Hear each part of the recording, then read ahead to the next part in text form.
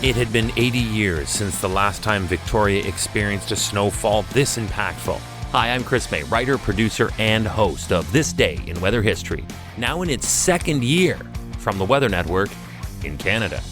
In Victoria, Canada's so-called snow-free city, 65 centimeters of snow fell on December 29th, breaking the city's all-time 24-hour record of 55 centimeters from 1916. This day in weather history. Okay, I don't want to be a Grinch, but again, I can't stand cute little names people give storms that are just a play on other names of note. But still, I'd be remiss if I didn't say that some BC residents called today's storm a white mare. While this was happening, 41 centimeters was falling on Vancouver, also setting an all-time one-day snowfall record. In total, the blizzard dumped 100 centimeters of snow between December 28th and 29th on Vancouver Island, the Lower Mainland, and the Fraser Valley. Oh, just so we're clear, Vancouver averages only 7 centimeters of snow per year. Yeah, that's right. As a result, and as you can imagine, widespread power outages were reported. If you missed it back on December 20th, that was the episode of this podcast where I presented the worst storm in BC hydro history. It happened back in 2018, and most of that took place on Vancouver Island. This may have been its predecessor. When you get that kind of wind and snow, it will also cause structural damage, and this one did that for sure, forcing thousands of people into shelters. With all ground transportation paralyzed, the Victoria International Airport and the BC Ferry service to the mainland and surrounding Gulf Islands also ground to a standstill. It was a very simple call to halt service because neither the staff nor the passengers could even get to the terminals for either air or sea. Welcome to year 2 of this podcast. Right now, you're listening to the full version of today's story on your favorite podcast provider, but there's also the daily podcast video short. They're shot right here in my podcast recording studio, so you get that perspective, but oftentimes they will include visuals from that day's event from when it happened in weather history.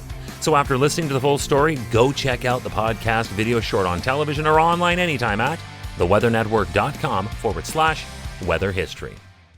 Meanwhile, over on the mainland, their headaches are getting worse by the minute. Vancouver International Airport went ahead and just canceled most flights because the de-icing crews couldn't keep up. Remember our story of the Kazakhstan plane crash from just 2 days ago? Yeah, okay, so that's why here in Canada, we don't fly unless we are 1,000% sure we're successfully de-iced. It was an impossible mission, and I'll be honest, kind of like a Charlie Chaplin movie at the same time. The crew would clean the ice off one side of the plane. Then they'd reposition to clean the other half. And by the time they got back to the first side, it was covered again. Can you see it now? The Trans-Canada Highway and all transit routes were shut down because of the storm. And it was affecting the city's pro sports teams too. Crews were called out to quickly clean the snow off the roof of BC Place Stadium when eyewitnesses called it in that it was sagging. And the Vancouver Canucks were scheduled to play the San Jose Sharks at the Pacific Coliseum, and that was called off for the night. It was getting out of hand and showed no signs of letting up. So they called in the Canadian military. They were the only ones with equipment built for the most extreme conditions, and they needed it to rescue stranded motorists from snowdrifts measuring as high as 3 meters. The military, like in the snowstorm of 1999 in Toronto, were also needed to help the most vulnerable in areas that were older and impossible to get snow clearing to.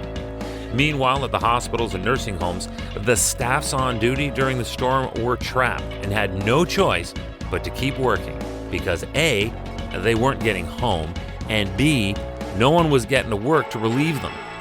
On the island, and again in a comparison to the situation that played out 3 years later in Toronto, many Victorians could not get to their critically needed medications because there were so few ways to get to either the meds they needed or to get it to them, even if it was acquired. And then, tearing a page out of the disaster that has been the year 2020 for small businesses, thanks to the COVID-19 coronavirus pandemic, restaurants, shopping malls, local stores had to close. All of them might have been open during this critical revenue-generating mid-holiday period, but because of this snowstorm, they were forced to remain closed because employees couldn't get to work, but also customers were stuck too.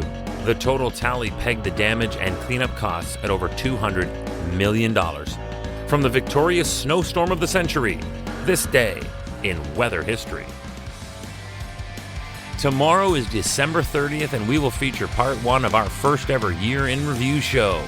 Recalling stories from this past year of 2020, we have dedicated the 30th to all international and U.S. events. Then on the 31st, New Year's Eve, we spend the time on all Canadian stories.